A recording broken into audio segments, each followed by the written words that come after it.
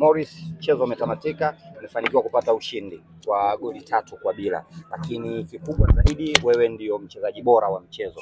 Tujalie mchezo ulikuwa vipi kwa wewe? Kwanza kabisa kiujumla kitimu mchezo ulikuwa mzuri. Ukiangalia hapo nyuma tulikuwa na matokeo mazuri. Kwa hiyo mchezo huu tumerudi katika hali yetu, umeona timu inapambana, sisi tunapambania beji ya klabu.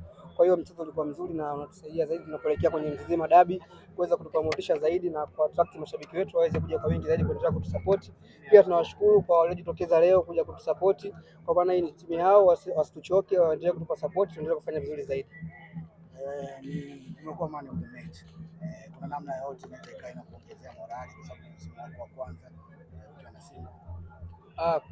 Inaongezea morali kwa asilimia kubwa, kwa sababu inazidi kunipa moyo wa kuendelea kupambana zaidi, kwa sababu naamini hapa sio mwisho. Naamini nina nafasi ya kuweza kupambana zaidi, kuperform zaidi ya nilivyoperform leo.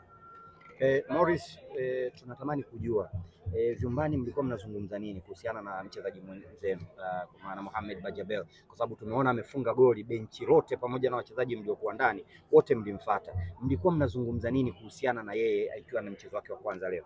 Mimi naamini kwa Bajabili kwanza ameweza kupitia katika kipindi kigumu, ukiangalia tangia amefika aliweza kucheza mchezo wote zaidi ya kule pre-season. Kwa hiyo leo hii kuja hapa na kuperform na kufunga goli lile lilikuwa goli la kuweza kumsaidia kuweza kujenga confidence na kufanya vizuri zaidi. Tunaamini ni mchezaji ambaye ana kiwango kikubwa na ataweza kuifanyia Simba makubwa na kuisaidia zaidi. Kwa hiyo kama vile unaona kabisa timu inaonyesha upendo na ni jambo kubwa kwamba timu nzima ina umoja.